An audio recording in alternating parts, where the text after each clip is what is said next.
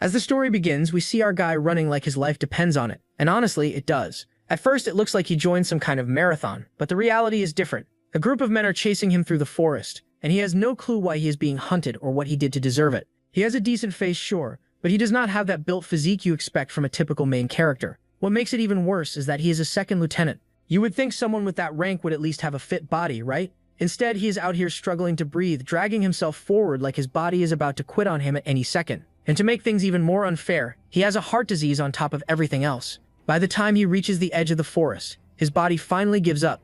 He starts coughing up blood, his vision shaking, and then a seizure hits him just from running. He turns back with tired, baggy eyes and sees his pursuers closing in, led by Lieutenant Indong. At the very edge of death, he somehow gathers the strength to ask the question that has been eating at him this whole time. Why are they doing this to him? Instead of answering like a normal human being, that bastard mocks him, calling him a rejecter and saying he should have died a long time ago. According to him, our guy only managed to survive 29 years just to get on her nerves. That her turns out to be Hona Mitsui, his stepmother. And yeah, she clearly does not like him. Before he can even process that, the Four Eyes lieutenant casually pulls out his sword and swings at him. It is not even a complicated attack, something he could dodge if he had even a little strength left. But our pathetic guy just stands there and takes the blade straight to the heart. He collapses instantly, and just like that, Lieutenant Indong completes his job. This clears the way for Mitsui's two children to become the sole heirs of the Paju estate. Now, this world was not always like this. It used to be just as normal and boring as ours, with no powers, no magic, nothing out of the ordinary. Then everything changed in 2026 when a solar eclipse hit. Mana suddenly descended onto Earth, and things went downhill real fast. 90% of humanity died and civilization completely collapsed. It almost feels like the creator of this story saw the future and decided to turn it into a plot. But the people who survived adapted to mana and slowly rebuilt society. Of course, that is where things start getting wild. Demonic beasts began appearing, and even plants mutated into dangerous, poisonous forms. Suddenly, the world was no longer boring. It turned into a full survival game, the kind Gen Z would probably call finally worth playing. A new kind of war began, and with it came a strict hierarchy based on mana. And at the very bottom of that hierarchy sits our guy. His father, Brigadier Wombang, is a top-tier awakened master, basically built different. Naturally, that makes the son look even worse in comparison, like the one rotten banana in an otherwise perfect bunch. Even though he is the eldest son, he cannot use mana properly. Instead, his body rejects it, slowly poisoning him from the inside. That is why he is labeled a mana rejector, and in this world, that is pretty much the same as being useless. However, sometimes luck turns into good luck for some pathetic protagonists. You can take Jin Woo as an example, and here we are about to witness another one. As he falls down the cliff, he ends up in some strange realm instead of dying in the forest. An old man also happens to be there, like this setup was waiting for him. This old man is the absolute poison demon Gun Ak, a master in handling poisons and hidden weapons. When the demonic cult swallowed the Central Plains, he melted its leader with a handful of poisonous water and became the absolute ruler of the martial world. So, why are we suddenly seeing his backstory right now? It is because the old man and our guy share the same soul. While the old man was training for ascension in his later years, his soul somehow became connected with our protagonist. So the moment they recognize each other, the old man's memories start flowing straight into his brain. The same thing happens to the old man as well. He sees everything our boy went through and realizes how brutal his life has been. Our guy was despised his entire life because of the label of being a rejecter. The old man understands this is their mental realm and allows him to use his experience and knowledge. He tells him to rise above everything and become the absolute ruler of his own world. Our boy then enters a power-activating phase as he is about to transform into something stronger. He opens his eyes back in his world and realizes he still has all the knowledge of the old man. This becomes the key that can turn him from zero into a hero. He starts moving his broken body with pure determination to become stronger. His goal is clear as he aims to become the absolute ruler through poison.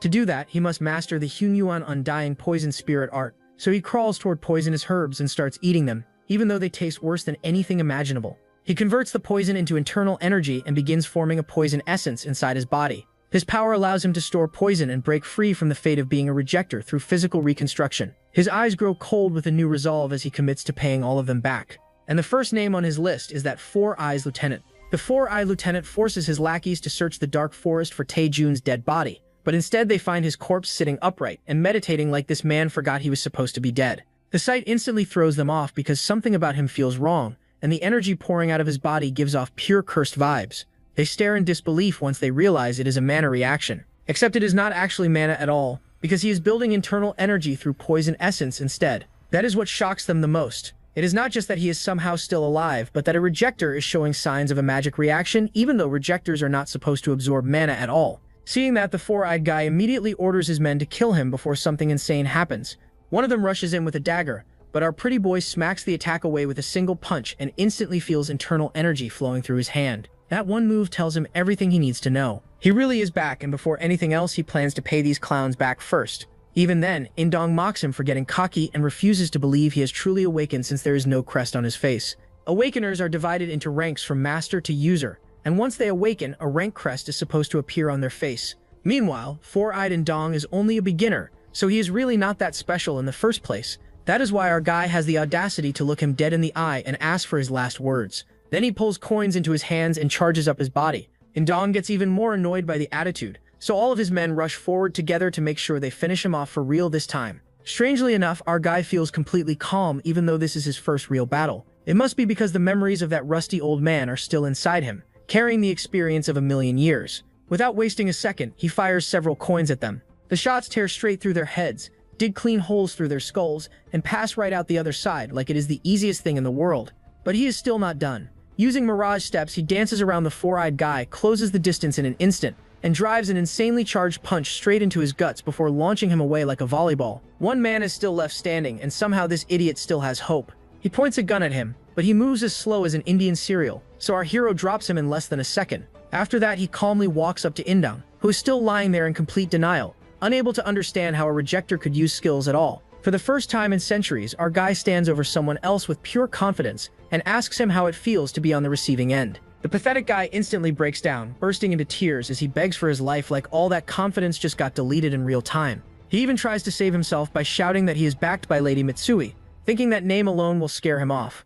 Our guy is not impressed though, not even a little. He grabs him by the neck and squeezes without hesitation, ending it right there and leaving his body behind as fresh bait for the wild wolves. As he stands there completely unfazed, he calmly says he has no intention of sitting back and taking anything anymore. At that moment, he looks unhinged, dangerous, and yeah, low-key way too cool for someone who just woke up from being dead. His hometown, Paeju, is part of the Samhan Empire, a nation formed after the Mana Cataclysm by merging the former territories of Korea, China, and Japan. Back in the capital, a man reports everything to Taeju's father, explaining that Taeju was discharged after an assassination attempt during a reconnaissance mission at the cliffs. He explains how Indong and his group attacked him there, but somehow Taeju survived and disappeared after being discharged. Meanwhile, Indong and his party were supposedly killed and eaten by monsters while trying to escape. The investigation reveals something even worse. The attack was not random. It was requested by officers of Japanese descent. The moment he hears that, his father's expression changes. He immediately understands who is behind it: Mitsui. She is the daughter of an influential Japanese family within the Samhan Empire and also the mother of Taeju's half-brothers. She has always wanted him gone so her own sons could inherit everything, but this time she lost patience and went as far as requesting help from her family in the Kyushu kingdom to have him assassinated. Even knowing all that, Taeju's father is no saint himself. Instead of reacting with anger, he coldly thinks that Taeju was going to die anyway, so she could have just waited a little longer. He understands the situation is serious, but Paju is in a fragile position and still relies heavily on the support of his wife's family. Because of that, he decides to handle the situation quietly. To him, Mitsui may have crossed the line, but her children are still the future heirs of this land. So in his mind, it is better to overlook everything rather than create problems over someone he already considers a dying man. In a twisted way, he convinces himself that he will never see his son again. He does not even plan to search for him,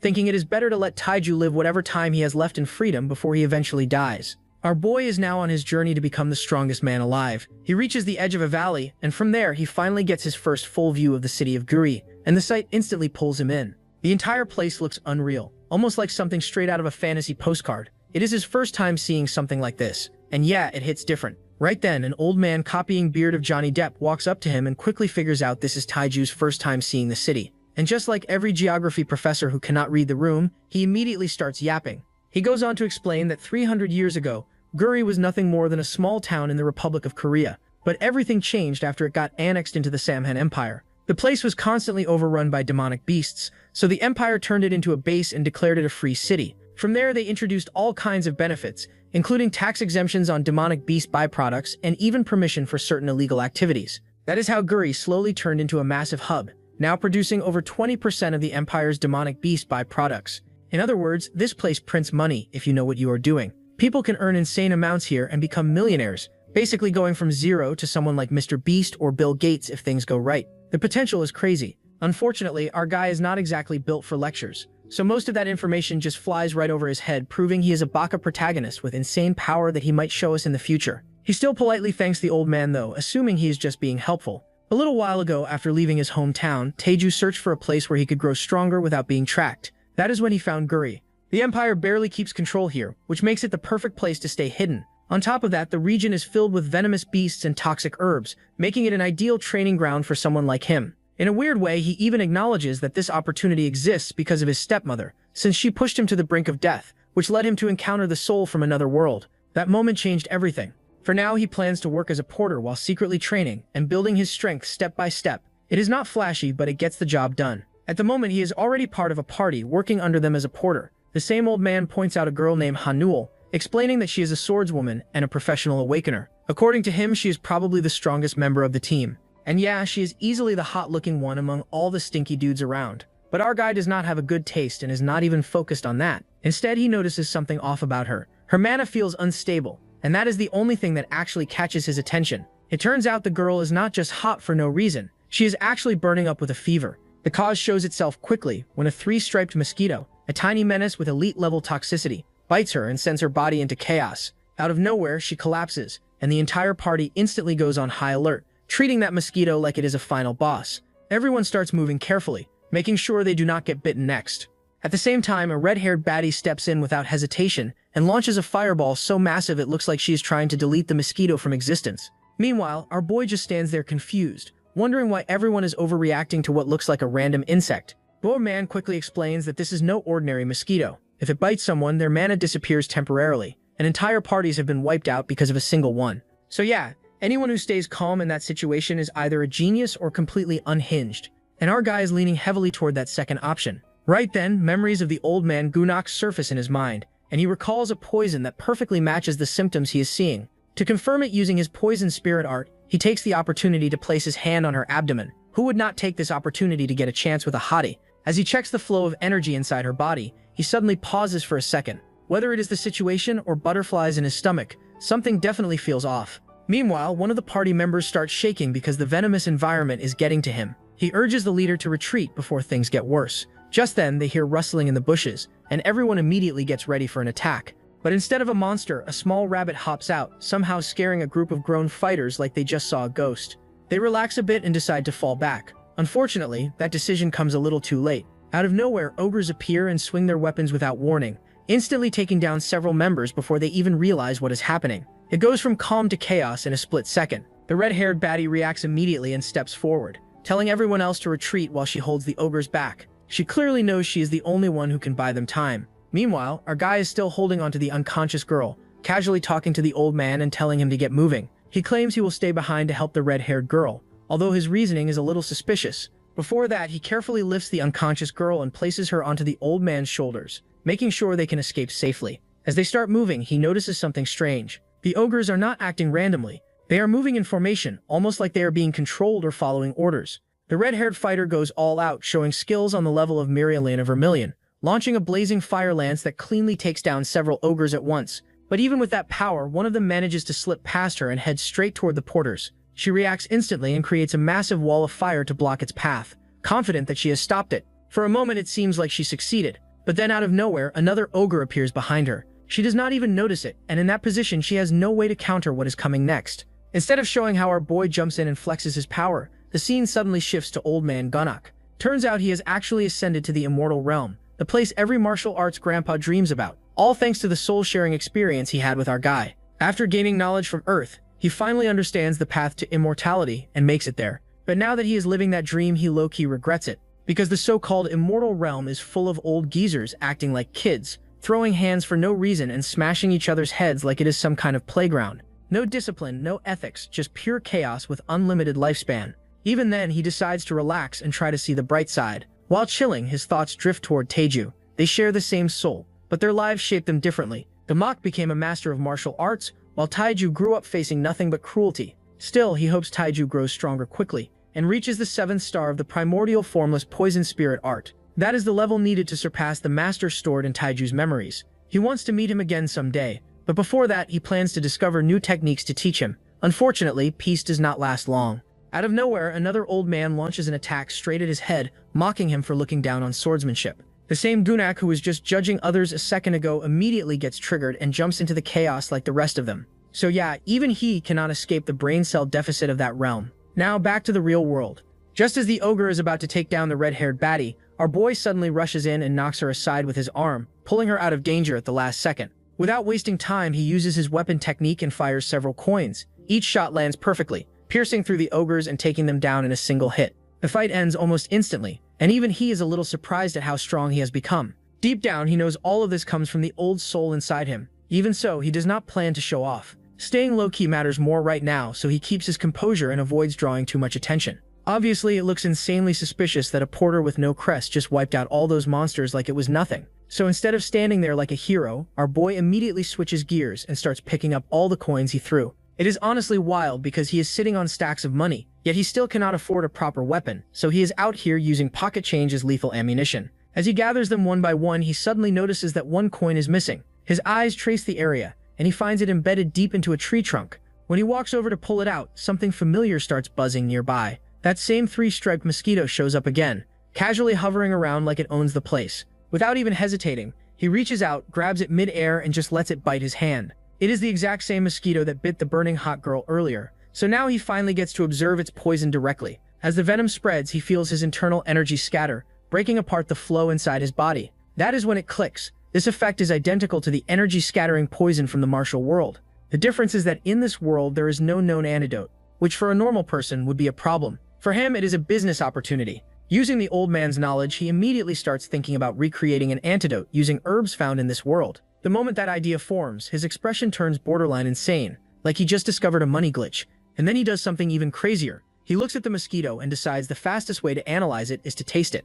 No hesitation, no second thoughts. He just tosses it into his mouth and swallows it. Surprisingly, it works. From the taste and reaction alone, he confirms that the components match what he expected. That means creating an antidote is completely possible. The moment he realizes that, he can already smell money in the air. This is not just survival anymore, this is a straight path to getting rich. But before he can enjoy that thought any further, reality steps in again. A heavy presence starts approaching, and the ground itself feels different. When he looks ahead, he sees it. The boss of the ogres has arrived. And just like that, the real game begins. The beast boss suddenly speaks in human language and threatens to kill him, which immediately catches him off guard. Our dudes realizes this is not a normal monster. It is an awakened magical beast known as an elite, something he had only heard about before. At the same time, things stop making sense. Those mosquitoes were not supposed to exist here. The ogres were already out of place, and now an elite has appeared, making him question what is really going on in this mountain. The elite does not wait and swings its weapon, sending out a wide slash that tears through the area. Taiju barely manages to jump in time, because if he was even a second late, he would have been split into upper body and torso,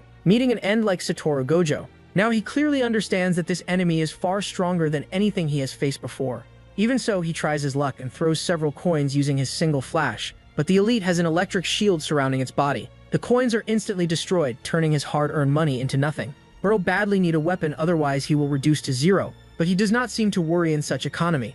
Otherwise, he is just burning through resources for no gain, although he still does not seem too worried about it. The elite lets out a growl, snapping him back to reality. He notices that he has been hesitating, and that alone irritates him. If the old man inside him saw this, it would be nothing but embarrassment. So he steadies himself, gathers his energy, and charges forward again with one clear thought. No matter what stands in his way, he will break through it. He activates his new skill, Iron Poison, and rushes in. Even the name sounds questionable, but the intent behind it is not. The elite swings its axe, and Taiju meets it head-on with a punch. The impact sends a shock through the surroundings, their clash echoing through the area. After that exchange, both of them remain standing. The elite's massive body shows no damage at all, while Taiju stares at it, already thinking about finishing this fight no matter what. Before anything else can happen, someone suddenly appears. A handsome man copy hairstyle of Aizen with overwhelming presence steps in, and cuts through the elite in an instant, slicing it into multiple pieces like Levi Ackerman taking down Beast Titan in that fight. The elite falls apart completely, reduced to pieces as if it never stood a chance. Taiju immediately feels the pressure in the air change.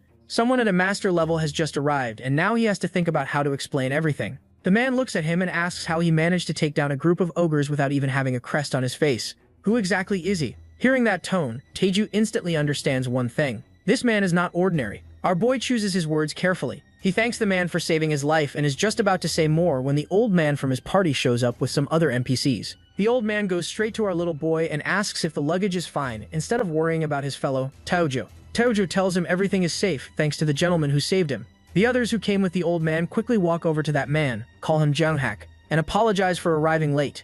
Then the old man explains to our guy that Guria is a free city, so it is managed by the autonomous committee instead of the imperial family. He adds that Junghak is one of the 3 standing committee members with voting rights. On top of that, he is also the head of the Negodon Guild, the group in charge of security, and a master rank awakener. Since porters like them pay tribute to that guild for protection, the old man immediately makes our boy bow his head and thank Junghak properly for saving him. Taeju follows along and introduces himself as a porter who recently arrived in Gare. Handsome dude then asks if he was the one who took down the ogre horde. Our hero instantly denies it, saying there is no way a mere porter could do something like that. According to him, it was all the work of the magician who later passed out from mana exhaustion, and right after that, the orc elite suddenly appeared. The story sounds clean enough, and for now, it is the safest answer he can give. Just then, the other members of the Negodon Guild report that they have secured the survivors, and that the cleanup party has already departed.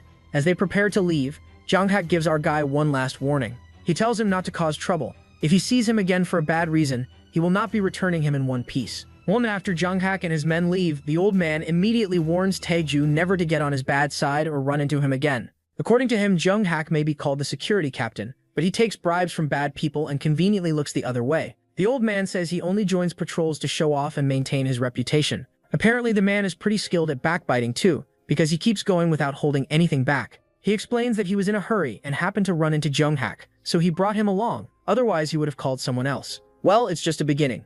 Our boy would have a crazy relation with the handsome boy. With that matter settled, they prepare to pack up the precious luggage and leave before another kind of trouble arrives, especially the kind that comes in the form of a monster or a master. Like a random Sunday when reality suddenly hits you with all your past failures, our handsome guy starts to crash out a little. The thought sinks in that if Juyuk had not shown up, he would have been dead right there. That realization hits harder than anything else. He starts questioning what he has even been doing all this time. Soon he comes to a clear conclusion. He had just been too cocky after escaping the fate of a rejecter, acting like he was untouchable just because he managed to beat an awakened once. Thinking about it now, he feels embarrassed, especially toward the old soul inside him. That confidence was not strength, it was carelessness. Right then, he makes a quiet vow to himself. Things will be different from now on, and he will become stronger for real this time. In a way, this moment was necessary. It cuts down his arrogance and brings him back to reality, forcing him to stand grounded instead of flying too high. Guri has solid infrastructure, but proper hospitals are almost non-existent. The danger level is too high, so real doctors avoid the place, leaving behind only quacks who already ran from trouble elsewhere. And they are not exactly reliable either. Because of that, pharmacies and drugstores have taken over. Pharmacists are allowed to prescribe and sell medicines approved by the Empire's Ministry of Food and Drug Safety or the Autonomous Committee, which makes them far more trustworthy than those cheap hospitals. That is exactly why our boy comes here. He plans to sell an antidote for the mutant 3-striped mosquito. He spends days working to earn money, gathers ingredients in his spare time, and trains his martial arts at night. Creating the antidote requires reaching the 3rd stage of the poison spirit art, and thanks to that process, he manages to reach that stage. Now he feels confident that he will not be easily beaten wherever he goes. He walks into a drugstore and announces that he has something to sell, so he wants to meet the owner. An old man steps forward, introduces himself as Bak Hongpyo, and tells him to speak. Our man explains that he has come to sell a medicine he formulated himself. But Hongpyo already looks tired of hearing similar claims from random sellers, so he shows no interest and tells him to try his luck at the labor market instead. While the old man keeps talking, our hero calmly drops one line that it is an antidote for the 3-striped mosquito. That single sentence makes Hongpyo turn around instantly. Linzer man then takes out a bottle and explains that it is taken orally and can also be used as a preventive measure. He adds that its effect lasts for up to 10 hours. Hearing that, Hongpyo loses his temper and calls it nonsense, saying that if Taeju wants to run a scam, he should at least make it believable. Even then, Taeju stays calm. He places 2 bottles of the antidote on the table and leaves his contact number. He tells them to test it and contact him if they are interested. They have until midnight tonight. After saying that, he turns around and leaves, while everyone inside the store remains stunned. Jutsu, built like a tank, picks up the antidote bottle and looks at Baek Hongpyo, asking if he actually believes what that young boy said. The old man gives him a tired, disappointed glare and hands the bottle over, saying they will find out once they test it. That he has no expectations at all, considering even the biggest pharmaceutical companies have failed to create an antidote for that mosquito. Still, Taeju's confidence keeps bothering him for some reason. While he is lost in thought, Jinsu casually drinks the antidote without thinking twice, which instantly irritates Hongpyo. Jinsu shrugs and says it tastes like plain water. He adds that if it were real, he would feel some kind of reaction, so that kid was probably just another scammer. With that, he moves on and prepares his gear for frog hunting. Meanwhile, the old man tosses the remaining bottle and Taeju's contact number into a basket, clearly not expecting much from it. The matter seems finished, at least for now. Out in the field, Jinsu heads out with his teammate for the hunt. where things quickly turn bad. A blade-toothed marten appears out of nowhere in an area where it should not even exist. Jinsu raises a shield to block its attacks while his teammate clears the rear and urges him to retreat immediately. She has already been poisoned by the mosquito venom and will soon be paralyzed if they do not move. Juju tells her they will fall back as soon as he deals with the beast in front of them. But before he can finish it, those nightmare mosquitoes start swarming around him, invading his space and pushing his heart rate up. If he gets poisoned too, the entire party is finished. At the same time, he feels his shield weakening. That alone makes him suspect that he may have already been poisoned. Everything starts piling up in his head and he questions where things went wrong. It's like the universe is crumbling and you have nowhere to go. They came prepared with bug-proof suits because this area is known for those mutant mosquitoes. Yet the blade-toothed marten showed up out of nowhere, as if it was placed there on purpose. The creature tore through their suits in an instant, and right after that, the mosquitoes attacked them in groups. It almost feels like both threats were working together. Jinsu and his team try to retreat, but the marten blocks their path, cutting off their escape and pushing them closer to death. Now it is just him holding those monsters back on his own. While he is already imagining his death, his teammate snaps him out of it and warns him about an incoming attack. The blade-toothed marten crashes through his shield and shatters it completely. Yet something feels strange, because he does not feel any loss of strength even after getting bitten by the mosquito. That is when it finally clicks. This is all because of that guy they brushed off as a scammer. He steadies himself and charges forward, testing his theory. Instead of collapsing, his body holds up, and that alone proves the antidote is real. Later that night, he storms back into the store, alive and breathing, and immediately asks the old man for the price. He declares that he wants to buy every single bottle available. Meanwhile, our handsome guy is walking through the Guri market, which is lively and overflowing with activity. Having grown up confined in Paju prison, this is his first time experiencing such a massive and vibrant place. He actually feels glad that he took a day off. To create those antidotes, he had to reach 3-star poison mastery, which required precise control over his internal energy to extract components from both medicinal and toxic herbs. But pushing himself to that level came at a cost. The strain from using the 3-star poison purification skill left him needing time to stabilize and recover. At the same time, Baek Hongpyo approaches him and proposes a deal to purchase the entire stock. He explains that this antidote could completely change how hunters deal with those monsters. Yui Guy stays calm and listens while aura farming. When asked about the total stock, he reveals that there are around 60,000 bottles ready, and he assures that production can increase immediately if needed. Hongpyo then presents a contract. It states that the antidote will be sold at 50,000 won per bottle, with a cost price of 10,000 won. And it also includes a clause where Hongpyo will handle approvals and patent-related matters. Tefleju reviews the terms and quickly calculates that 60,000 bottles would amount to 3 billion won. Hongpyo adds a 10% tax, bringing it down to around 2.7 billion. After going through everything, Tetoju makes a decision and agrees to supply the antidote exclusively for 1 year, setting the price at 35,000 won per bottle. Because he hears the old man runs an orphanage using pharmacy profits and is called the father of all orphans, Toju decides to help him. In return, he only asks for a space where he can make his antidote. The old man cannot hold back his happiness, and it just spreads all over his cutie face. After that, they shake hands and lock in the contract. Once Taeju receives the down payment, he heads into the market to buy equipment and take a break. He walks through the streets with his hair covering his eyes like some dark villain casually spying on the town.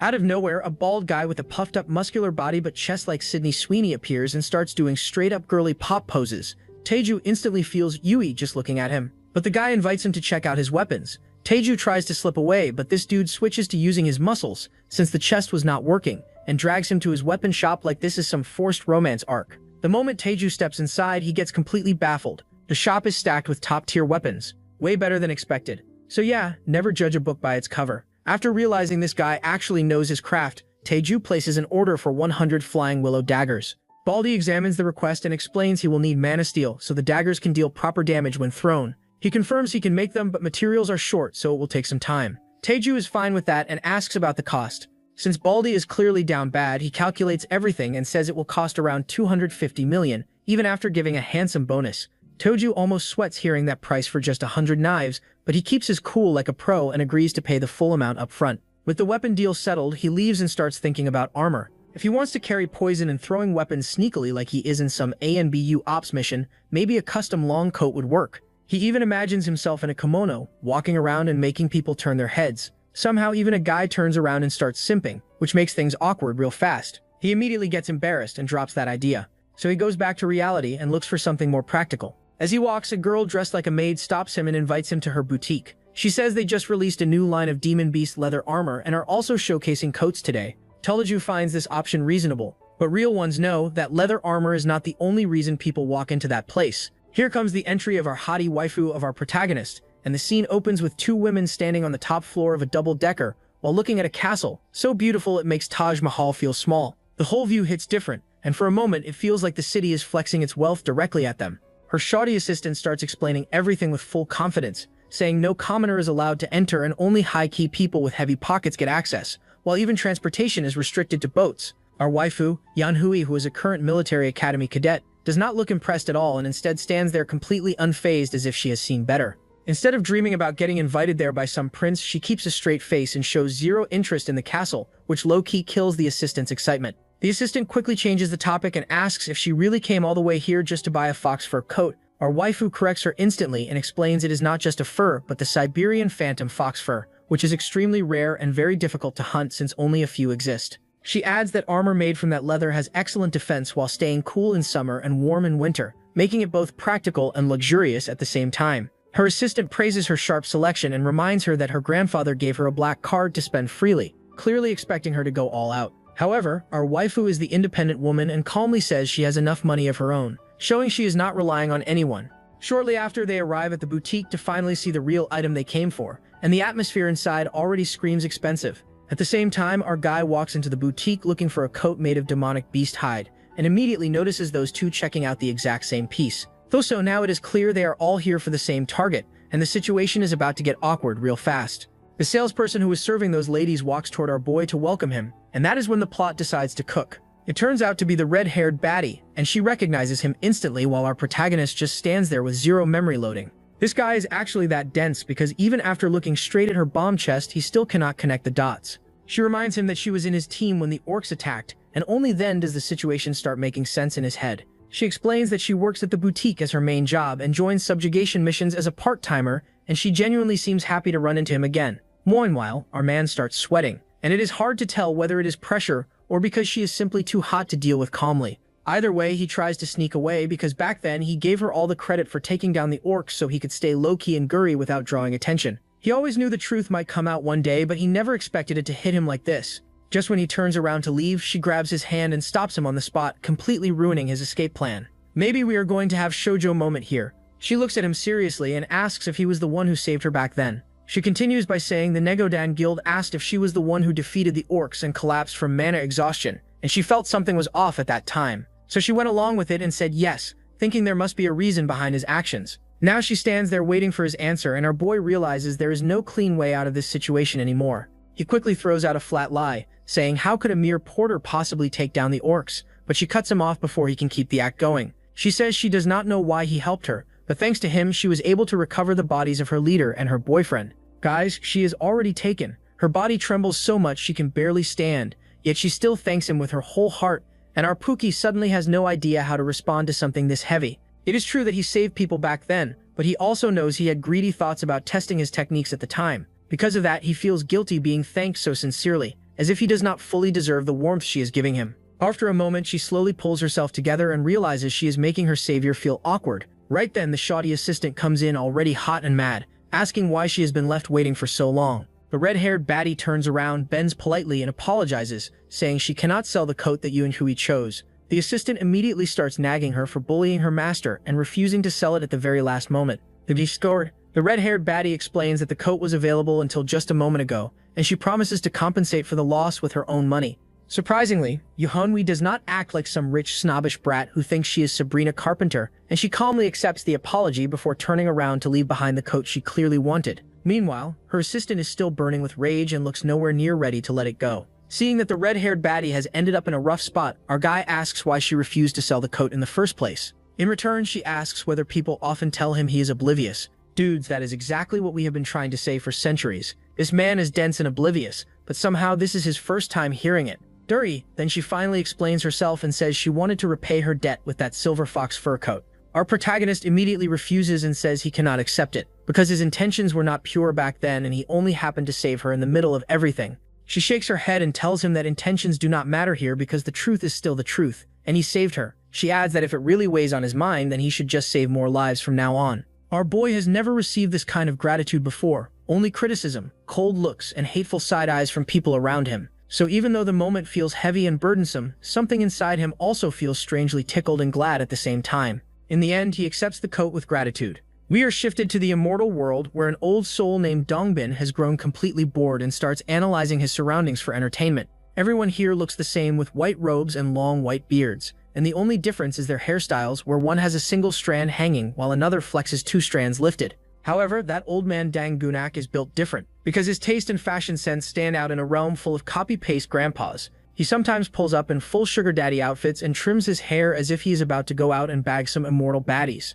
Dongbin gets curious and decides to visit Gunak, thinking maybe he can learn how to make clothes and pass time in a fun way. He even thinks it would be better if 2 people are crazy together instead of him being the only one losing his mind here. To make things interesting, he pulls out a heavenly peach from the immortal realm and plans to use it as a bargaining chip. He believes if he shows this to Gunak, the old man might finally teach him how to make clothes. It is just a peach on the surface, but knowing this realm, there is definitely something special about it. So let's see what happens next. Back in the original world, Taeju is locked deep inside the basement of the Baek orphanage, grinding away while making antidotes, like a man who has not seen sunlight in years. Then old man Baek Hongpyo calls, and Taeju tells him the undiluted solution is almost done, which makes the geezer sound relieved for about 2 seconds before he asks for another batch, and nearly sends our boy into cardiac arrest. Hold on now. Another batch? Taeju already sent one yesterday, and these people are already back like addicts lining up for a limited sneaker drop. Hongpyo then breaks the good or honestly terrible news that word about the medicine's effectiveness has spread, so people are swarming in like their lives depend on it, which, to be fair, they kinda do. Everybody wants to grab this lottery-level item before it gets slapped with the sold-out tag again, and if somebody cuts the line, people are apparently ready to throw hands right there on the spot. Cunning Taeju quickly tells the old man to make an announcement, saying supply will stay steady and purchases are capped at 2 bottles per person. Our boy is not about to let these maniacs turn medicine shopping into the Hunger Games. Hongpyo gets what he is doing, but he also points out that fake copycat drugs might start showing up sooner than expected, since they keep using the sold-out sign like it is part of the brand. Taeju says they will just come up with another drug, sounding calm on the outside while knowing full well that is complete nonsense. Nobody is recreating this stuff unless they also have cheat code knowledge from another world. Then he asks Hongpyo when the packaging machines are coming in, because now the packaging takes longer than the actual manufacturing, and they still have another pile of bottles waiting to be filled. Our boy has not even gone back to his dorm for a whole week and is basically living in this basement like a paid actor in a prison documentary. Hongpyo promises he will hurry, while outside a bunch of kids are busy arguing about the ghost inside the orphanage base. One cute little girl is scared out of her mind and swears there is a ghost hiding in the room, while some boy full of teenage confidence says it is probably just a beggar squatting in their secret base and declares he is going to kick him out. Thro really thinks this is his superhero origin moment. Then the door to the base suddenly opens, and out steps a shirtless figure reeking like doom itself with a creepy smile on his face. The kids instantly freeze, get chills down their spines, and bolt out of there with their souls halfway detached from their bodies. Sadly for them, the terrifying ghost is just our handsome guy who has been stuck in that basement for a whole week packaging bottles and now smells exactly like someone who has lost a one-sided war against basic hygiene. On top of that, the weird mustached old man has already called him in to fill a porter spot on his team, so Taeju decides the bare minimum move here is to take a bath before showing up and traumatizing the whole squad. But right then, another hottie shows up, Hongpyo's daughter herself, and the 2 kids instantly hide behind her like they just found the only functional shield in the area. Turns out they did not call her down there to admire the scenery. They basically summoned her to throw hands with the so-called ghost. She asks if Taeju is the one working with her father Hong Kyu, and once he figures out who she is, she introduces herself as Baek Sa-yen from Baek Orphanage. The kids had been yapping non-stop about a ghost in the basement, so she came down to check for herself, and she also brought a box with her. That box contains the prototype weapons Taeju ordered from that weird baldy's shop. Our boy thanks her with a soft smile, and that little move lands way harder than it should. Soyeon may act stern, but at the end of the day, she is still a girl with a girl's heart, so she instantly turns away while blushing like her system just overheated. Then, as she starts to leave, she tells him to wash up on the first floor before heading out. In other words, even she knows bro smells like a side quest gone wrong. The second she is gone, Taeju opens the box like a girl tearing into a long-awaited package. Sitting right on top is a note, and the moment he reads it, his soul takes psychic damage. It says, "Honey, it's a prototype. Try it out and let me know." Our boy can practically picture that bald menace blowing him a flying kiss, and the image is so cursed that he instantly shreds the note into pieces like it personally offended his bloodline. After purging that emotional terrorism, he finally checks the weapons themselves and finds them pretty solid, exactly the kind of quality he was hoping for. Since the knives turned out this well, he gets even more excited about the coat. That baddie planned to hand it over for free, but Taeju already decides he is going to pay her once he starts making real money. Bro may be broke, but he still has standards. Later, he heads to the mountains, where the team is already waiting for him. He apologizes for being late, but weird mustached old man immediately shuts that down and thanks him for showing up even though he got called in at the last second. Sadly, peace lasts for about 3 seconds before some muscle-brained clown starts running his mouth. This guy is disappointed that a mere porter dares to show up last and even has the audacity to act comfortable with the group. He demands an apology while acting like Taiju just committed a national crime. The loudmouth turns out to be Wonjun, a snobbish meathead with a face so dog-like he might actually start barking at any moment. Honestly, the resemblance is doing a little too much heavy lifting here. Thankfully, Taiju is not one of those mute pretty boys who just stands there and takes it. He fires back, saying he came at the appointed time. So why exactly should he apologize? That answer makes Wonjun even madder, to the point where he looks ready to pop a vein and explode on the spot. Too bad for him, Taiju has leveled up too, and he is fully prepared to rearrange a bone or two if this clown keeps testing him. At that point, our boy finally understands why everybody else avoids this dude. His temper is so bad it probably scares away mosquitoes. Too still, old man steps in and pulls the leash, asking Taiju to put up with Wonjun's nonsense for now. Forced to swallow the most bitter pill on earth, our guy grits his teeth and apologizes anyway. The team starts moving deeper into the mission, and Taiju quickly clocks the lineup. Only 7 people. 7. And these dudes really think they are about to clear a boss raid like this. Our boy does not even look scared, he just looks confused, like he just walked into a group project where nobody studied. Also, he straight up asks if they are actually going in with this number. He already knows raids have been shrinking lately because of the mosquito antidote carrying the whole meta, but this is still way too light. This is not confidence, this is borderline delusion. Of course, Wonjun immediately spins around like someone pressed his anger button again. He snaps at Taiju, asking if he has a death wish for speaking up. Our boy stays calm and says he is just concerned about the safety of the porters, and if things look risky, he is not going in. Simple. Logical. Too bad logic does not work on low IQ rage builds. Wonjun loses it even harder and drops the classic disrespect line, calling him a dead man walking who talks too much. Then he pulls out his sword like he is about to delete Taiju on the spot. Before things go full chaos, the team leader Dong-sok steps in with that same smug energy, like Wonjun but with a manager title. He stops his little attack dog and warns Taiju to watch his mouth, or he will end up as premium meat for magical beasts.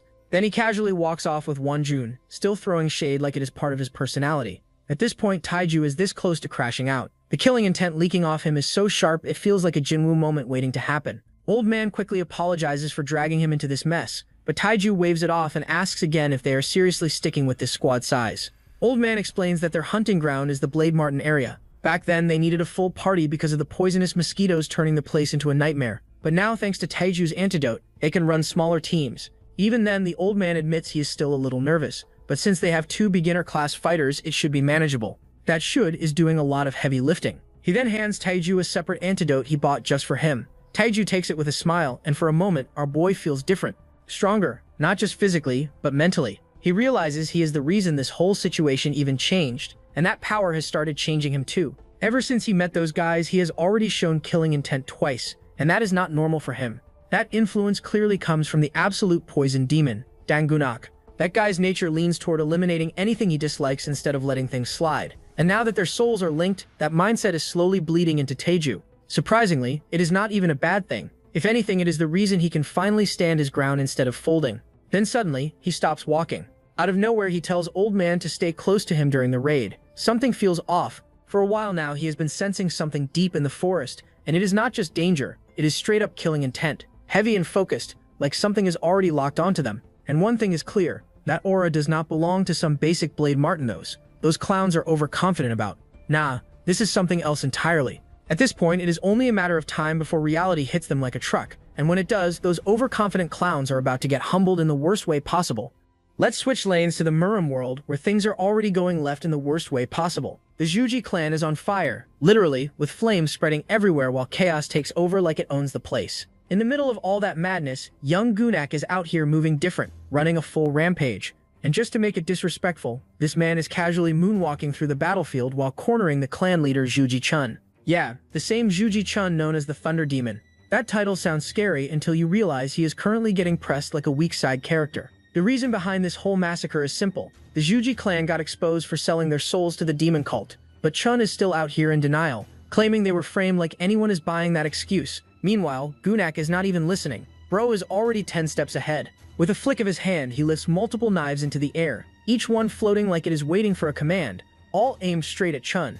Then, just to seal the deal, he shows him his own son's corpse and casually drops the truth. He caught the kid red-handed, slaughtering innocent people to create blood gems, so he figured he might as well deliver him back to his father personally. That is not justice. That is emotional damage with a delivery service. Gunak then makes it clear he has zero tolerance for people who hide behind the weak just to save themselves. That kind of behavior disgusts him on a personal level. And the moment Chun realizes his entire secret is out, the Thunder Demon suddenly forgets how to be a demon and switches straight to begging mode. Caution, he pleads for forgiveness and even offers to spill everything about the heavenly demon, hoping that will save his life. But Gunak is not one of those villains who listens to speeches and spares people for plot reasons. He does not negotiate with trash. With that same calm expression, he launches every single knife using his full power, sending them flying straight into Chun and ending him on the spot. Just like that, the Thunder Demon gets sent straight to hell, with Gunak casually mentioning the Heavenly Demon can join him there soon. Brawl really said group booking. Back on Earth, Wonjun and his squad are already done clearing several Blade Martins like it was a warm-up round. Wonjun pulls out an energy crystal and immediately starts talking crazy, mocking Taeju for questioning them earlier. He basically asks if our boy got his answer now, acting like he just carried the whole raid. Taeju is doing everything in his power to stay calm, because crashing out right now would be way too satisfying for them. The only reason these guys even pulled this off is because of his antidote carrying their entire performance.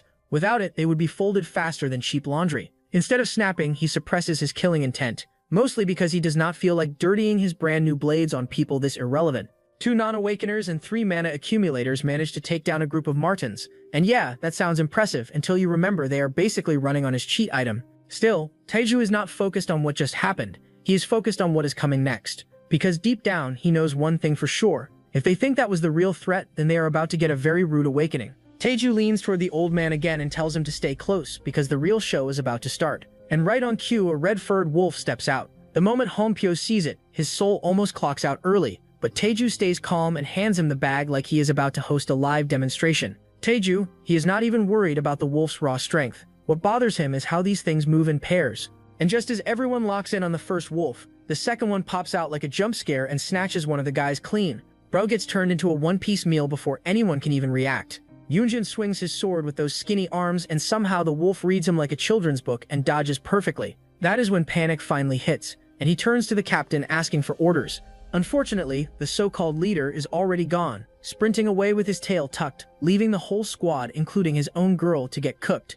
Seeing that, Wonjun pulls out his signature move, throw the porter as bait and run. Same cheap tactic, same trash mentality, and that right there is the final straw. Taeju steps in and pulls out his daggers and launches them with a flash so clean it feels illegal. One blade cuts through everything in its path, slicing the air, grazing both Wonjun and Dongsok's precious ears on the way, and then slamming into a rock behind them. That was not an attack, that was a warning shot with attitude. He starts talking, calm but deadly, calling out one for abandoning the team he is supposed to lead and the other for trying to feed the weakest to monsters, just to survive.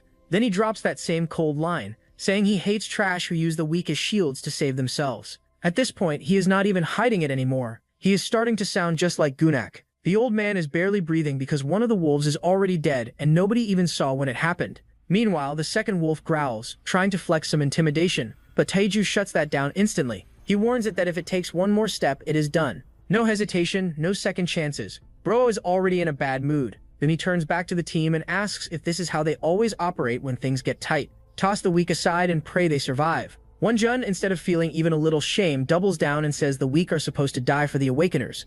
That line alone tells you everything about how this guy was raised. Too bad for him, Taeju is not weak anymore. So he jumps up onto the mountain, putting distance between them, and decides to flip the whole situation. He tells them to handle one wolf on their own, just so they can feel what it is like to be helpless for once. Our boy is basically sitting back, ready to watch the gameplay like it is a movie. One of the girls panics and begs Taeju to kill the wolf for them, offering to pay him anything he wants, but he shuts that down immediately. Another dagger flies out, landing as a threat more than an attack as he reminds them that he is just a porter and they are the fighters. They had all that confidence earlier. Now it is time to prove it or get folded trying. Wonjun does not drop the attitude for even a second. He charges forward, thinking he is about to end the wolf and prove a point, but the wolf moves faster than his ego can process. One clean swipe and his head is gone, rolling across the ground like it just unlocked a crossover with Aaron's tragic highlight reel. That confidence lasted exactly 1 second. Dongsok is still clutching his ear, furious and screaming threats at Taeju, promising he will kill him for that stunt. But while he is busy yapping, he forgets the real enemy is standing right in front of him. The wolf steps in and just like that, his head gets separated from his body too. No speech, no drama, just instant deletion. Now only 2 girls are left. They never really showed hostility toward Taeju, but they also never stepped in or said anything when things were going wrong. Silence has a price. Taeju does not interfere, and the wolf handles them the same way it handled the others. clean and merciless. With everyone else gone, the wolf slowly turns toward the old man with the mustache, who is shaking so hard he can barely stand. That is when Taeju finally steps forward again. If the wolf had just walked away after taking out the trash, he would have let it live. But now it has gotten too confident. Charging in, he gathers power into his hand, a green swirling force that feels like it is about to rip the air apart, and slams it straight into the wolf. The impact explodes across the area, the force so massive it makes the beast resemble a fallen nine-tailed monster for a split second before everything gets wiped out in the blast. The old man stands there in shock. He never saw a crest on Taeju, so he assumed he was just a candidate, but this kind of power does not belong to a beginner. In that moment, everything clicks. That insane attack on the orcs earlier must have been Taeju too, and the guy clearly lied to hide his strength. After releasing all that pent-up anger, Taeju walks back toward him. The old man immediately drops down, begging for his life without even thinking twice. Our boy sighs and tells him to relax, saying he is not going to kill him, then casually asks if he is hurt anywhere. The old man shakes his head so fast it almost looks painful. Then Taeju makes one thing very clear. He asks for a favor, but the tone says it is not optional. Whatever he saw here stays buried. The old man understands instantly. No hesitation, he values his life way too much to mess that up. Taeju leaves the bodies behind, letting the forest take care of the rest. He did not strike them down directly, but he let them die, and he does not feel even a little guilty about it. People who throw the weak away to survive were never meant to make it out alive anyway.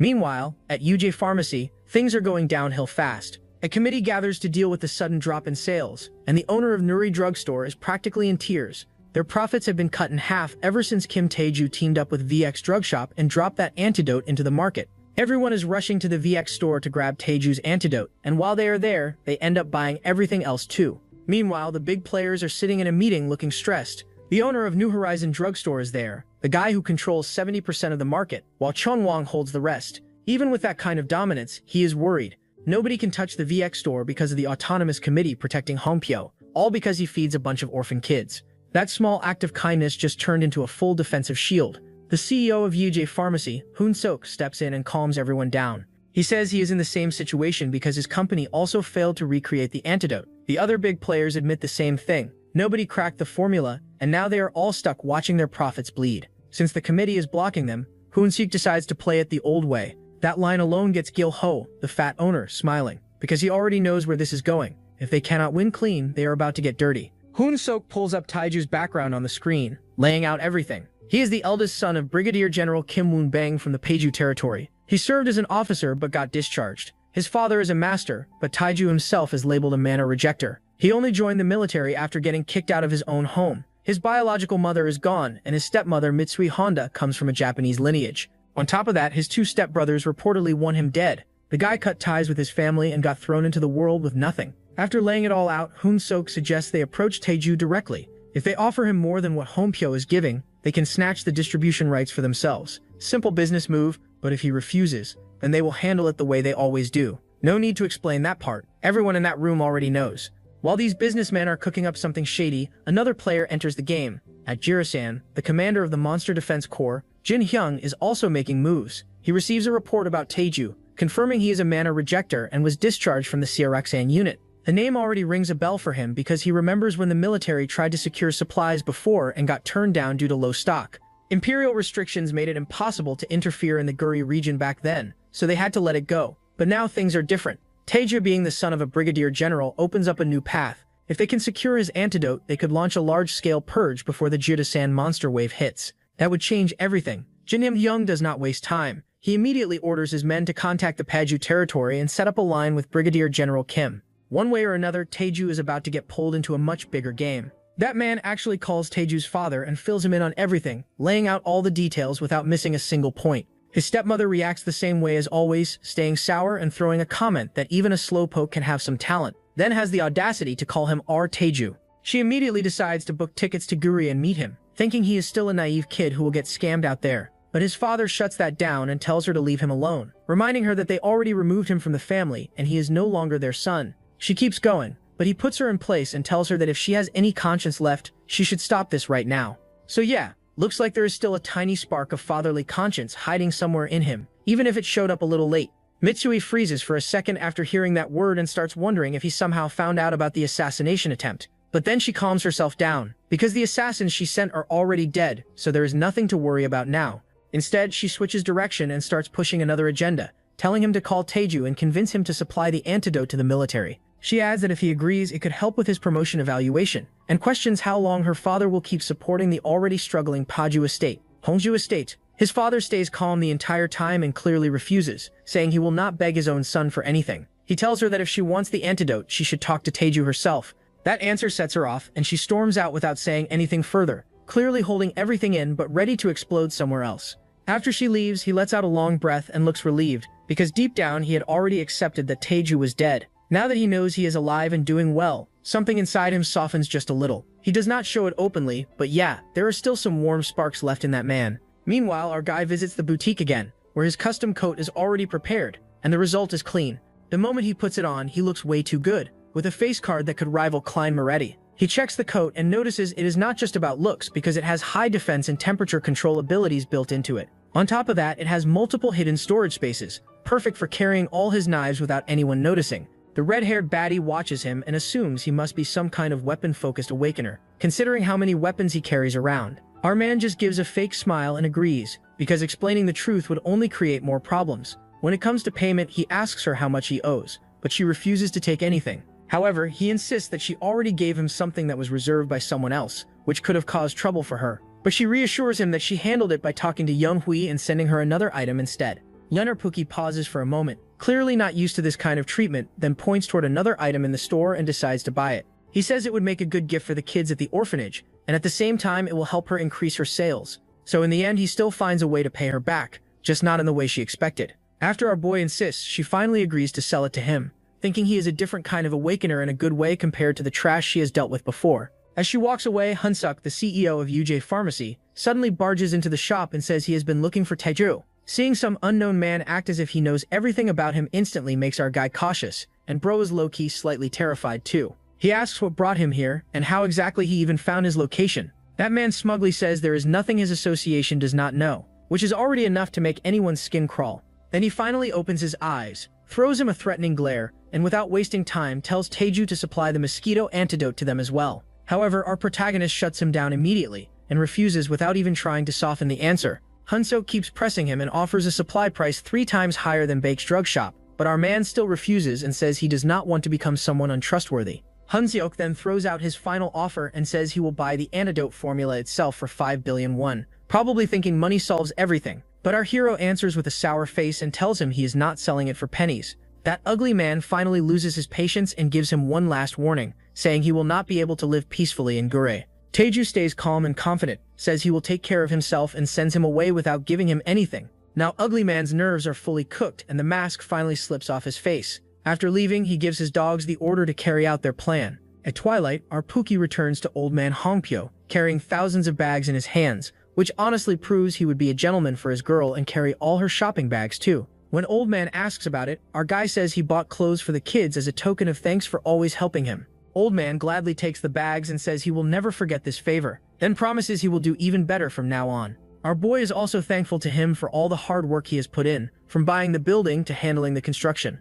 After that, our protagonist gets down to business and says he accepts the proposal old man mentioned before. Meeting the CEO of Yajay Pharmacy helped him make up his mind, so now he wants to establish a pharmaceutical company just as Hongpyo suggested.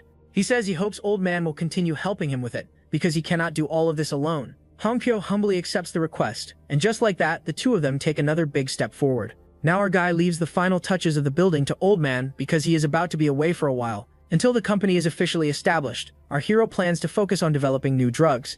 Chaos Boundless Poison Spirit Art is a secret poison martial art created by the strongest man in Muram, our old soul man Dang Gunak. It combines the 5 elements Qigong and consists of 10 stages, and after reaching the 10th stage, one must awaken the poison spirit through enlightenment. Those who awaken it can use the secret technique called Rain of Myriad Flowers, which is exactly what Dang Gunak used to melt the heavenly demon with his poison hand. So yeah, this is not just some random technique, this is top-tier deadly knowledge. But back in the original world, our man is out there throwing hands with a deadly beast, and the fight is not looking friendly at all. Our guy jumps in with full energy, lands on the beast and drives a power charge knife into it, ending the fight in seconds. Right now, our protagonist is at the 3rd stage of the poison art, and his level sits somewhere between a 2nd class and 1st class warrior. Still embarrassing, but at least he is no longer getting folded instantly. The good thing is that Gunak's knowledge works as a guide for him, so his growth is not blind, he just needs to absorb unique poisons, which is exactly why our boy is training in the forest and farming poison from demonic beasts. After taking down the poison-clawed lynx, he checks its body and finds a huge poison sack,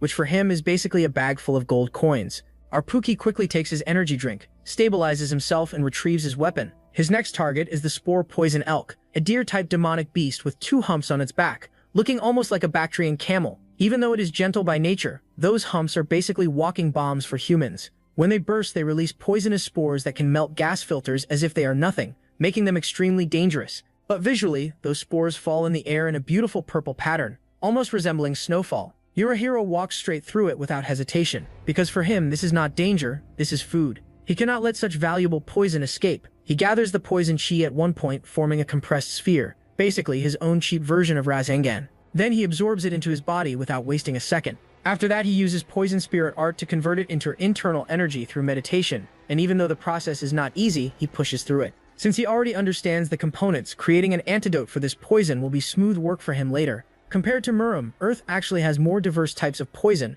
which gives him an even bigger advantage. Our guy makes one thing clear in his mind: he will never be weak again. With the massive amount of poison energy from the elk, he finally breaks through and reaches the 4th stage. That jump alone shows how fast his growth is starting to accelerate. Now it is time to head back, but something feels off. He has been away from Bike's drugstore longer than expected, and that uneasy feeling refuses to go away. He returns to the drugstore and greets Old Man Bike as if he just came back home after a long trip. Looking at all the empty boxes, our guy immediately understands that the business has not just been moving, it has been running. Old Man looks worried and says he tried calling him but could not reach him at all, which clearly had him stressed. Our boy casually says his phone was off because he was training and developing antidotes, and yeah, that is exactly the kind of person who disappears without a word. He then looks around and asks why everyone has those withering faces, as if they just came out of a horror movie. That is when Han Pew finally drops the bad news and tells him the pharmaceutical sales agents refused to supply items anymore and even took back what they had already given.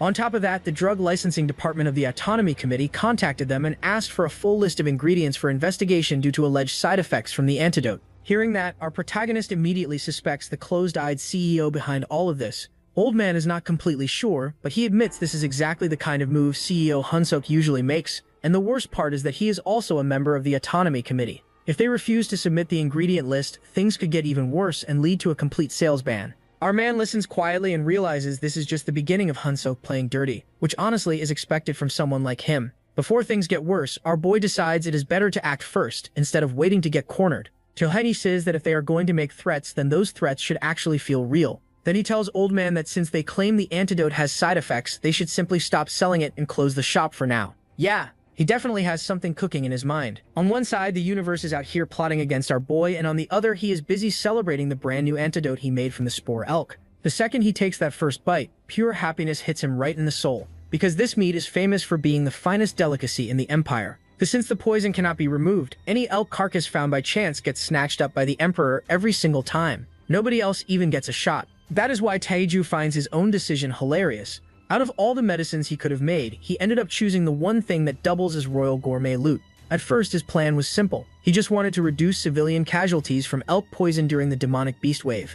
But the moment he tastes the result, his whole mindset starts drifting. This is not just medicine anymore. This is the kind of thing people would get addicted to instantly. Looking around at everyone's happy faces, he starts cooking up another idea. Maybe this is the perfect chance to start an elk meat business too. And if he manages to supply the Emperor, who is completely obsessed with this stuff, then he might also get a chance to observe the Emperor's Grandmaster level swordsmanship. Bro is already building a business plan and a training arc at the same time. While he is busy daydreaming, the old man clears his throat and thanks him for serving something this delicious. He says he never expected the new medicine to turn into the terrifying elk antidote, and once again Taiju proves he is built different. Every time people think they understand his ceiling, this man just adds another floor. Still, Hanpiao cannot help asking if it is really fine to keep the pharmacy closed and sit around doing nothing. Taiju just tells him to trust the process and wait. The moment the antidote disappears from the market, they will see exactly who gets desperate first. Yui, as the days pass, heroes start gathering in front of Baek's drugstore. Jisun is there too, and by the 5th day he is already stunned that the place is still shut down.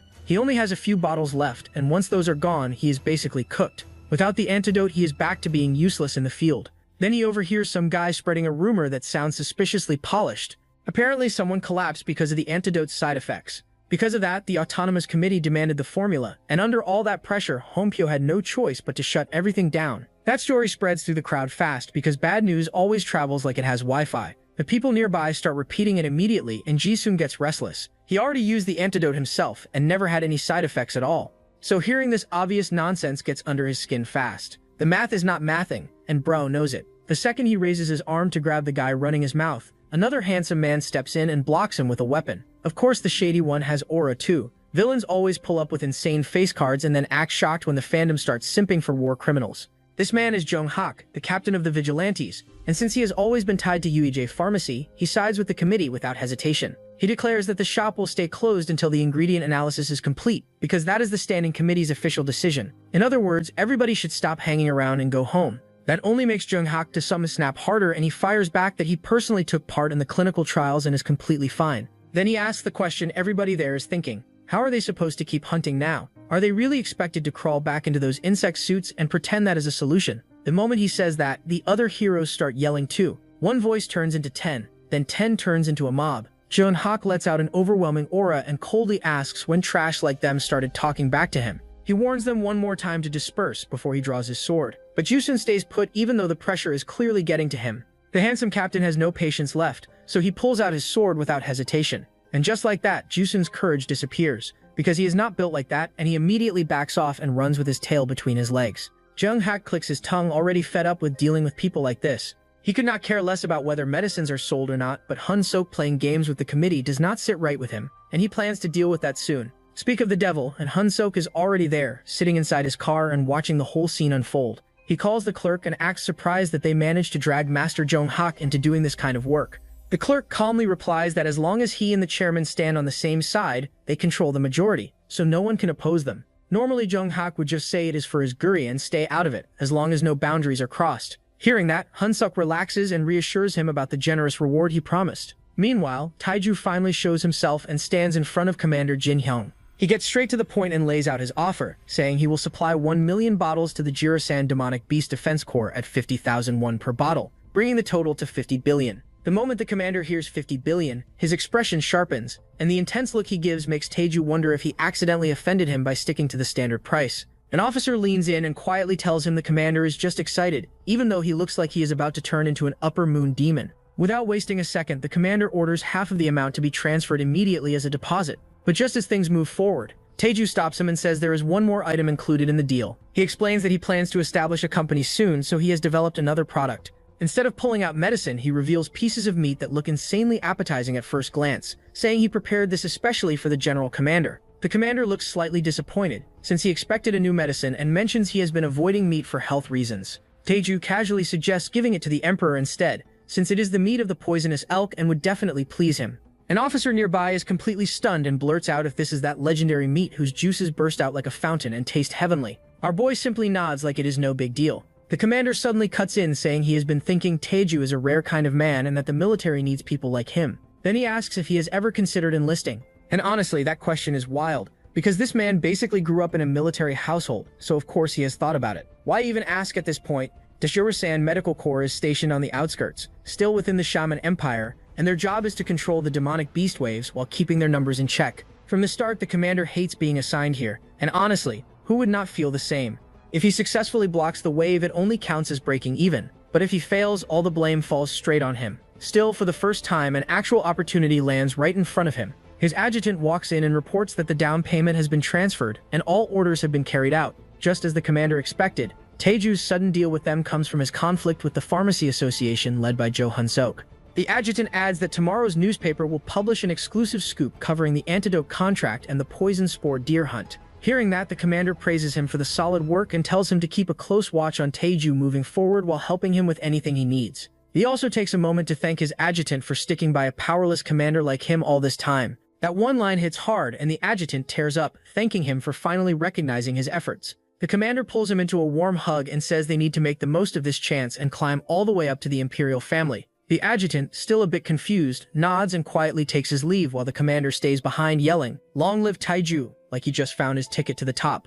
Meanwhile, on the outskirts of Guri City, Kim Taeju has already built himself a full-on castle using his hard-earned money, which is honestly insane progress. Tahampiao informs him that the company's setup is moving smoothly, and once he decides on a name, everything else will fall into place quickly. Taeju appreciates the effort and then reads the newspaper, realizing the contract with the military has gone through perfectly. Junhyong basically sets the stage for him without even being asked, leaking their deal with the military along with the new drug development as an exclusive story. With that move alone, the momentum completely shifts in Taiju's favor. He then asks the old man if the loan has been paid off using the down payment. The old man confirms that the 25 billion won has been deposited, and he handled everything right away. He adds that the bank acted so arrogantly that he cut off all ties with them and closed his accounts without hesitation. Taiju nods and tells him to use whatever funds remain to manage the orphanage. After thinking things through, he realizes he cannot run a company alone without someone reliable. So he offers the old man a position as his business partner, which completely shocks him. The old man says he has only ever run a small pharmacy, so he doubts he can be of much help.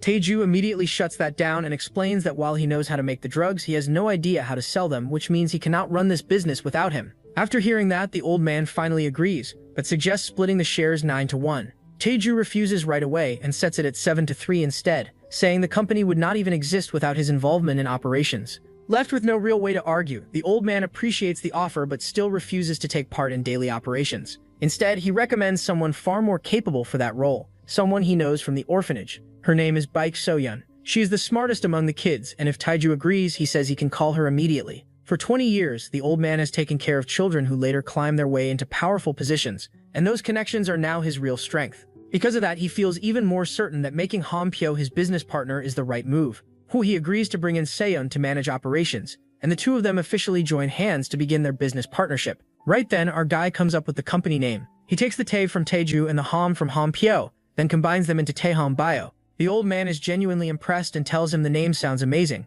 He also mentions that he has already called in some awakeners and adapters from their orphanage. Since that bastard Hunsok is the type to solve things with brute force, he brings them in to act as bodyguards for Taeju. But Taeju says he is fine and tells him to have them protect the orphanage instead. That answer leaves the old man wondering why he is acting this confident. There is no crest on his face, so he is clearly not an awakener. At best, he should be an adapter, so maybe all this confidence is coming from being raised in a military family. The old man has no idea he is standing next to a complete jackpot. He keeps staring at him so hard that Taeju notices and asks if he still does not trust him at this point. The old man quickly denies it and says that if he cannot trust him, then who else could he trust? Taeju then asks him to bring those kids from the orphanage so he can see what they are capable of while also testing his poison spore deer antidote. He says he plans to go on a little hunt with them, so in the end they all head up into the mountain, with our boy leading the way like he owns the place. The kids are immediately impressed when they see the fox leather coat he is wearing, which is worth 4 billion won. His equipment is absolutely insane, but there is still no crest on his face.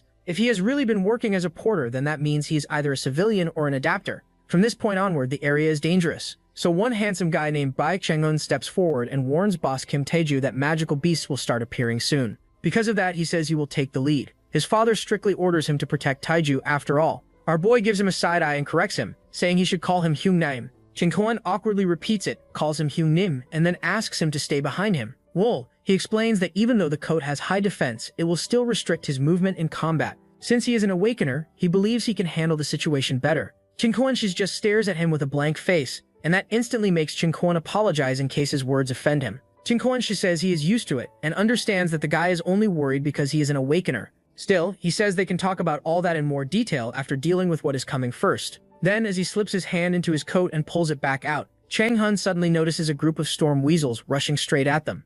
Now it is time to see if he is really as strong as he claims. All the kids get ready to fight the beasts, but panic kicks in when the creatures don't even flinch at the attack, almost like they are impressed by Naruto Uzumaki's shadow clone level chaos. Meanwhile, they completely miss the fact that they have a walking cheat code standing right beside them. Taeju calmly pulls out nails from his coat and sends them flying, pouring down on the beasts like a black cascading waterfall. Chang Hun's jaw drops on the spot. These monsters always move in packs, and someone at user rank like him could not even scratch them before, yet now they all get wiped out by a single man. Even after pulling off that clean wipe, Taeju does not look happy at all. He did not even get the chance to draw his dagger, the one he usually uses and retrieves afterward. He avoids going all out since hurting those kids would have made things messy with Honkyo. Instead, he had to rely on his torrential pear blossom spikes and iron pellets, and now those are gone for good. Moments like this make him crave the 7th stage of the poison spirit art even more. Chang Yaohen snaps him out of his thoughts and asks something that has been bugging him. He heard that masters can hide their face crests, so he wonders if Taeju might secretly be a master. Taeju shuts that down immediately, saying he is definitely not an awakener, and whatever he is, he will be taking the lead from here. Chang Yaohen stays confused, but Taeju is already moving ahead like the conversation never happened. As they move deeper, they come across a poison spore deer just chilling, casually eating like it owns the place. It does not even bother reacting because it knows normal humans cannot touch it thanks to those toxic spores. Unfortunately for it, our guy is basically its worst matchup. Taeju tells everyone to drink the antidote because they are taking that thing down. The group hesitates since the antidote is still in clinical trials, so trusting it right now feels like a gamble. But Chang-hun decides to put his faith in him. He drinks it and steps forward first, ready to engage. He tells the others to back him up with mana guns if the deer tries to run. The moment he gets close, the deer lets out a piercing screech that would normally freeze anyone in place. Chang-hun pushes through it anyway, and in one clean motion flashes past the deer and severs its head instantly. One of the girls suddenly shouts that it is about to explode, and right on cue the deer bursts, releasing a cloud of poisonous spores into the air. The whole scene turns almost ethereal as that toxic mist spreads everywhere. Taeju watches it unfold and actually looks relieved, since both Chang-hun and the antidote just exceeded his expectations. The rest of the group slowly realizes they are completely fine even under that poisonous rain, and the mood flips from panic to hype in seconds. The Taeju pulls their attention back and asks if they finally believe him now. He explains that this deer is all bark and no bite, and once its poison is neutralized, it is nothing more than a weak target. The blonde guy quickly apologizes for doubting him, while the girl casually says she trusted him from the start. With that settled, Taeju keeps the hunt going and starts teaching them how to properly butcher the deer. He makes it clear that once this antidote hits the market, this species is basically finished. The scene then shifts to the marina company, where Bak's daughter Sehyun is working as a manager in the strategic planning department. Her director, an old man with an awkward grin like he just got a fresh set of artificial teeth, walks up to her and starts asking questions. He brings up Bak's orphanage and mentions Hompyo being the director, which immediately puts her on edge. She cautiously confirms that Bake is her father, wondering why he is digging into her background. His same creepy grin stays on his face as he tells her to drop all the projects she is currently handling. Instead, he wants her to head down to Giri City and take care of a small task. The way he says it makes it obvious that there is nothing small about it, and whatever he is planning, it is definitely not clean. She looks at him confused and asks why he is suddenly bringing this up. He casually pulls out a newspaper and shows her the headline about Taihong Bio securing a military contract and developing a new antidote. That is when his real intentions come out. He tells her straight up that she needs to go to Guri and secure the manufacturing formula of that antidote. He reminds her that he serves the company's boss, and if she follows his lead, things could change in her favor too. Right then, her phone rings and it is her father. She asks for permission from the half-bald guy before picking up the call. They speak quietly for a moment and she ends it with a small smile. The bald guy immediately asks if she has made her decision. She says yes without hesitation, then throws her ID card right at him like she has been waiting for this moment. She announces that she is quitting this garbage company on the spot. She has already been annoyed by how he looks down on people despite being so short, but asking her to betray her own father is where she draws the line. As she walks away without looking back, the little man is left fuming, throwing a full tantrum and calling her crazy while practically stomping in place. Meanwhile, the other kids are at Taeju's new building, sorting everything out. After a long day of work, he thanks them for their effort and tells them to head back since he will handle the rest. Chang-hun is still going on about security, but Taeju cuts him off and asks if he really thinks he still needs it. Instead, he tells him to go protect the orphanage kids and the boss. Chang-hun gets the message and tells everyone to prepare to leave. Deep down, Taeju believes the orphanage should be safe since anyone touching it would have to deal with the public's outrage. But at the same time, he knows there are crazy people out there who would go that far. That is exactly why he needs people like these orphanage kids around. Now that the company is starting to take shape and they are bringing in people to prepare the antidote ingredients, things are moving forward. He only wanted to live a simple life and make some money, but somehow everything keeps twisting into something much bigger than he expected. There is nothing wrong with earning good money, especially since it got him this place. After a long day of work, he comes back to his spacious apartment and drops onto his comfortable bed. Except this time, there is no girl by his side. He lies there for a moment, thinking about how he was supposed to be dead as a mana rejector. Instead, he is here, alive and stronger than ever, all because his stepmother pushed him to his death, only for him to come back with this insane power. But power like that never comes alone. It always drags trouble with it. Outside his building, a group of Giri's villains is already waiting. They are here on Hunsok's orders, and that guy just refuses to let things go. One of them, a dude with piercings, is already annoyed, saying if it were not for Hunsok, he would have just kidnapped Taeju and taken the formula himself. But the group manages to sneak inside the building and quietly makes their way up. Standing right in front of Taeju's room, they finalize their plan. They are going to inject him with a drug, knock him out, and carry him out like it is just another job.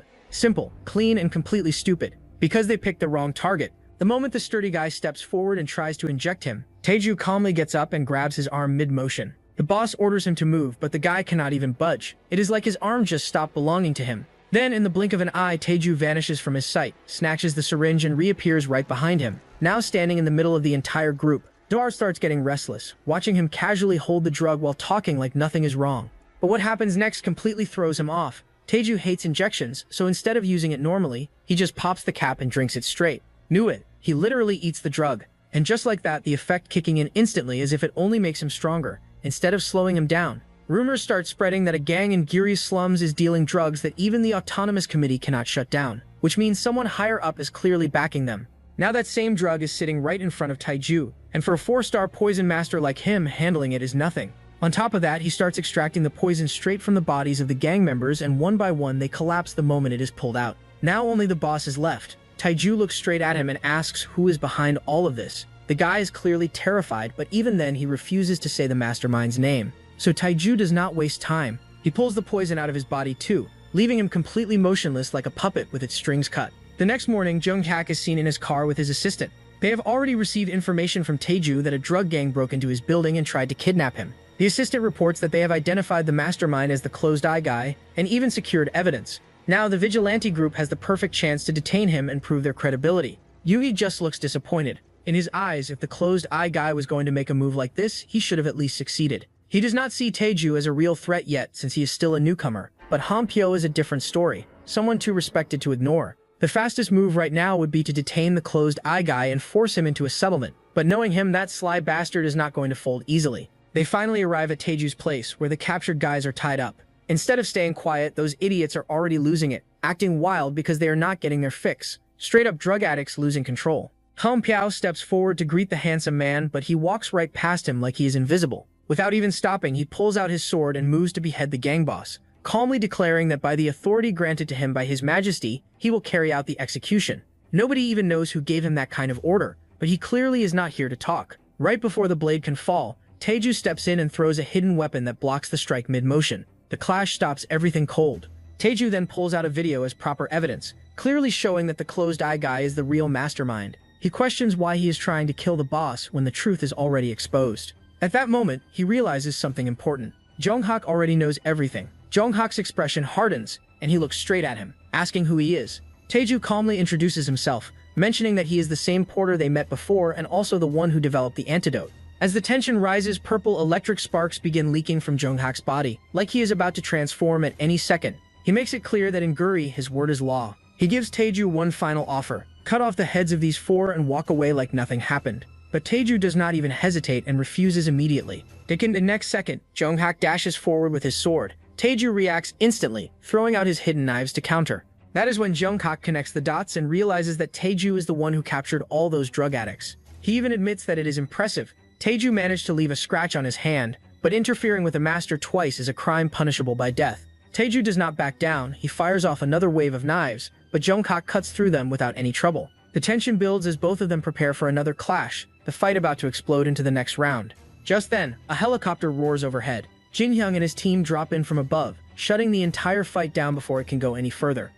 Jung-hak gets pissed the moment he sees that bearded man, and immediately takes it as the military interfering in Giri's city affairs. The bearded man stays calm and says he is not here as a soldier but just as Jin-hyung, then turns toward our man and asks if he is hurt anywhere. Our guy simply denies it without making a scene and keeps his composure in front of all these big shots. Then those potato-looking guys jump in and ask who the mastermind behind all this is, clearly trying to move the situation forward. These 3 are all master-ranked officers from the military, and they make it clear they will not allow anything to happen to the man supplying them antidotes.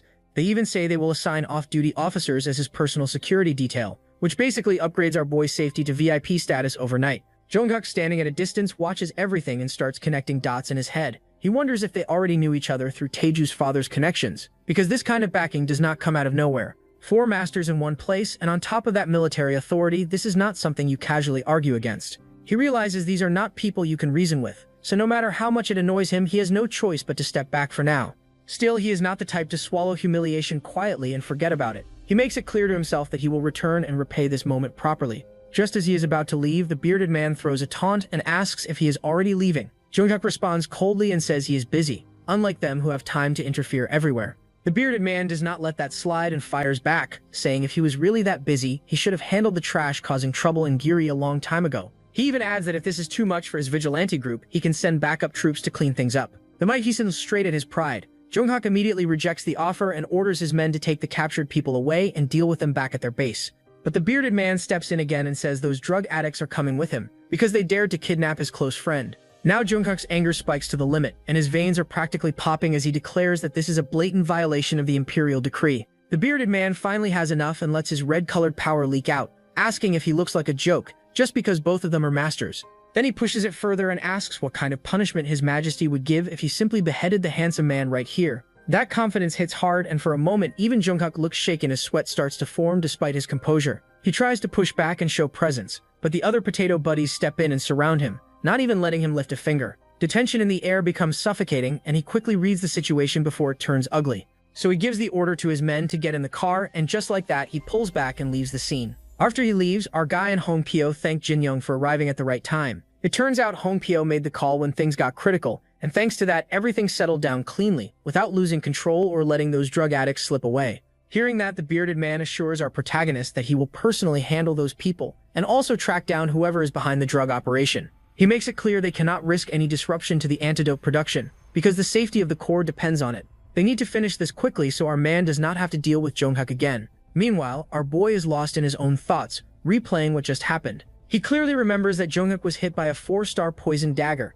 yet he showed no signs of suffering until the very end. That thought lingers, and he starts wondering what would have happened if the bearded man had not stepped in. Would he have actually won that fight? That question alone pushes him to a clear conclusion. He needs to get stronger, because next time he cannot afford to rely on someone else to step in. As a military helicopter descends to take away the captured drug addicts, the scene looks like it is finally wrapping up. But just then, the story decides to take a turn. Jungkook returns in his car. At first it looks normal, but then something feels off. The scar on his hand starts to bother him, and slowly his veins begin to swell from that exact spot. The poison finally starts showing its effect. Those veins spread across his arm, then his body, crawling all the way up to his face. And with it comes unbearable pain, the kind that makes even someone like him struggle to stay composed.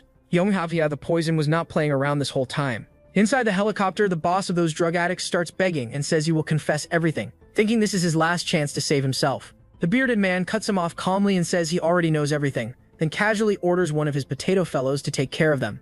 So our man just starts throwing them out of the helicopter one by one while they beg for their lives, and yeah, that problem gets handled real quick. Before wrapping it up, the bearded man also tells him to deal with Hunsok properly, and then orders the other 2 potato men to deploy troops at Taehong Bio. He clearly plans to use this whole situation as an opportunity to build a solid connection with our guy. Meanwhile, Seon is on her way when Chung-hun calls her and drops a bomb, saying Taeju went too far for the orphanage. He tells her that our boy donated billions and even created the antidote for the spore deer, which leaves her completely stunned. She can barely process it, and by the time she reaches the orphanage, her father welcomes her warmly, as if nothing insane just happened. She notices he is cooking something for everyone, and when she asks, he casually says it is spore poison water deer and they are having a feast. That line hits her again, and now she is fully shocked, because what Chung-hun said is actually real. He then takes her to Taeju, who is already there waiting, and the moment she sees him, the scene flips. Our guy is busy serving mouth-watering curry to the kids with a warm expression, and bro looks like he would be a perfect father someday, whether it is with Soyo or someone else. Old man introduces her properly, and our protagonist immediately recognizes her as the one he met before. She smiles brightly and admits she was rude to him back then, and now she says she is looking forward to working with him and will do her best to grow Taehong Budayo. Our hero, as expected, stays completely clueless when it comes to anything even slightly romantic. Right then, Major Minsu arrives with his men and salutes Taeju, informing him that they have been assigned as security for Taehong Bio. Our man thanks him for coming but still acts a bit stingy, saying space might be an issue. The Major calmly reassures him that they brought their own field camping gear so they will manage without causing any trouble.